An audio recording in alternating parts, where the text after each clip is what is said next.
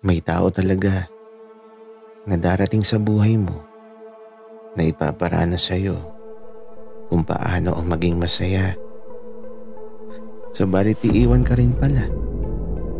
Ay nako, bakit ba kailangan laging may naiiwan? Hindi po pwedeng masaya na lang.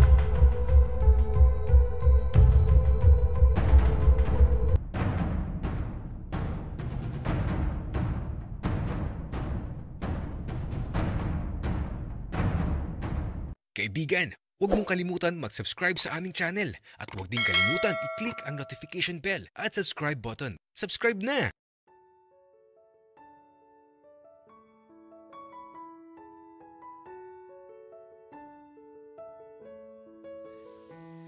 Pasok na, Maki. Huwag ka na mahiya.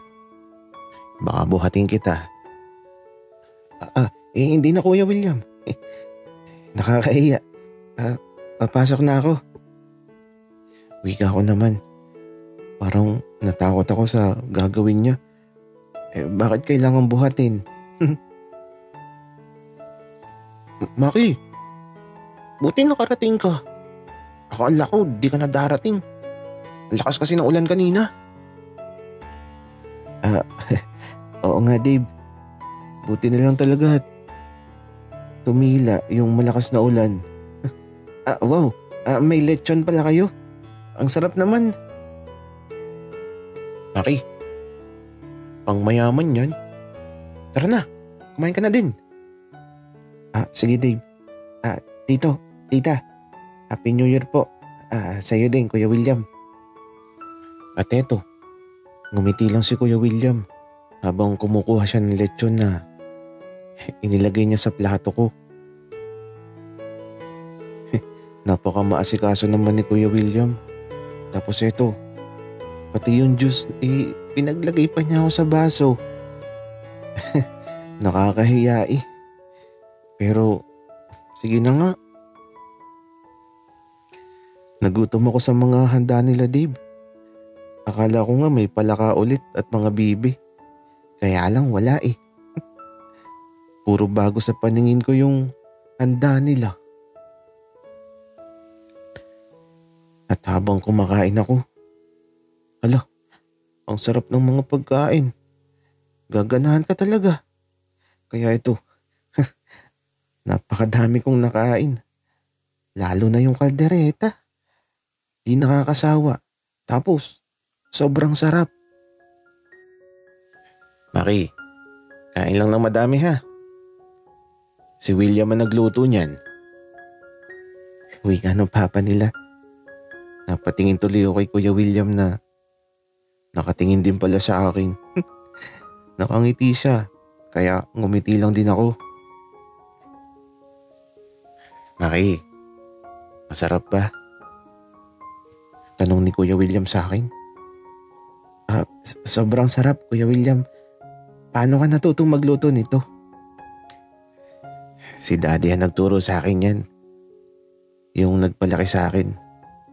Mahilig kasi magluto yun. Kaya ito, nakahiligan ko din.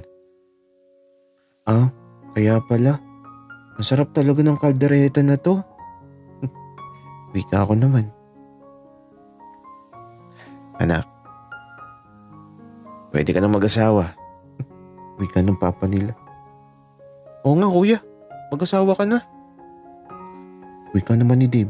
Kaya ito, naghihintay ako ng sagot mula kay Kuya William. Kung meron na ba o wala pa.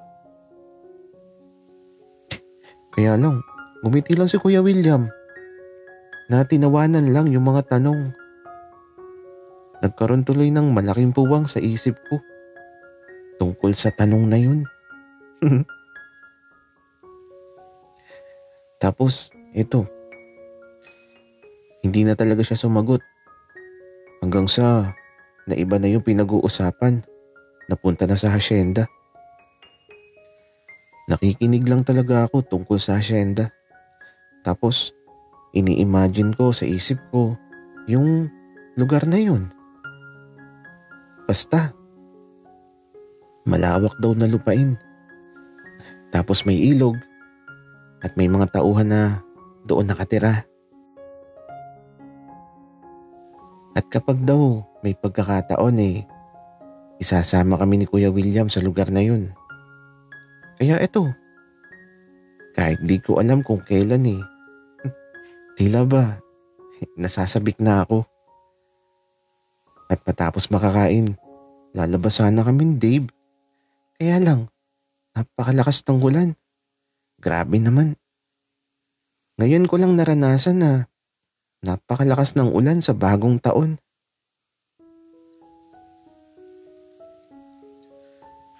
Maki, ang lakas ng ulan. Oo nga Paano tayo lalabas niyan? Paano tayo makakapunta sa mga classmate natin? Malay mo naman, Maki, at tumila mamaya. Kung sa bagay, Dave, baka titila din yung ulan na yan. Kaya, hintay na lang natin. Kaya eto, nasa sala lang kami ni Dave. Nanonood lang kami ng movie sa maliit nilang TV. At si Kuya William, ayun, lumabas sa silid na nakahubad tapos nakatapis lang ng tuwalya na dumiretso sa banyo. Dave, maliligo ata ang Kuya William mo. Dapat nagpainit ka ng tubig pampaligo niya. Maki, ayaw ni Kuya na mainit. Mas masarap daw maligo kapag malamig ang tubig. Ganun ba? Wika ko naman na eto, naghihintay na matapos maligo sa banyo si Kuya William. Dave, ang lakas pa din ng ulan. Baka tulog na yung mga classmate natin. Panihira talaga tong ulan na to, Maki. Dito na lang tayo. Manood na lang tayo ng movie. At eto, lumabas na sa banyo si Kuya William na nakatapis lang ng tuwalya na lumapit dito sa sala at tumayo pa sa harapan ko. Saan ka matutulog, Maki? Kuya William, baka dito sa bahay nyo. Sarado na sa amin hindi na ako makakapasok. Ganun ba? Doon ka na lang sa kwarto. Ikaw ba, Dave? Saan ka higa? Bahala na, Kuya William. Kung saan ka siya. Wika naman ni Dave. O siya. Basta kapag natapos kayong manood ng movie na yan, matulog na din kayo at bukas na kayo lumabas kapag maganda na ang panahon. Sige po, Kuya. Wika naman ni Dave. Habang nasa harapan ko si Kuya William, may napapansin talaga ako. May daga ba dun sa loob ng tapis niya? May malaking nakabukol Kaya ito, pag alis ni Kuya William, tinapos na namin yung pinapanood namin ni Dave. Anong oras na din ba kami natapos? Parang 3 a.m. na. Kaya ito, inaantok na din talaga kami. Maki, tara na sa silid ko. Kasya ka naman dun. Siksi ka na lang tayo. Malamig naman. Dave, ang sikip ng kama mo, diba? Paano tayo kakasya dun? Maki, nakatagilid. Kasya tayo. Tara na. At saka, sa gitna ka para di ka mahulog. Okay. Sige. Wika ko naman. Kaya ito, pagpasok sa silid, nahiga na kami kaagad sa kama. At nasa gitna ako. Hindi ko tuloy alam kung saan ko ilalagay ang kamay ko. Kung sa gilid ba, kaso baka may mahawakan ako. Sa dibdib ko na nga lang, para safe. Maki, tagilid ka. Huwag kang umiga, mahuhulog ako. Teka, saan ba ako harap? Sa'yo ba okay, Kuya William? Kahit saan mo gusto, Maki. Basta ang mahalaga, di ako mahulog. Mahirap magdesisyon. Kaya ito, tumalikod na lang ako kay Kuya William. Tapos, nakatalikod din si Dave sa akin.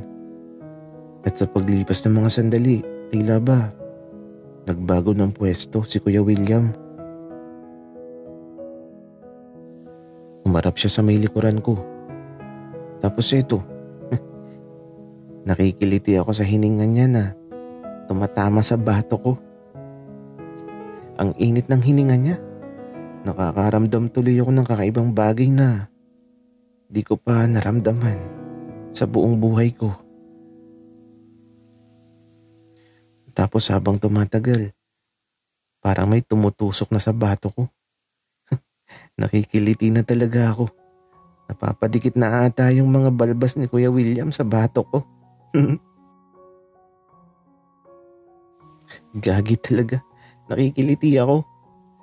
Kaya lang, may isa pa akong nararamdaman. Sa may bandang likod, sa ibaba, parang may dumidikit na mainit. Lo, matigas. Titi ba yun?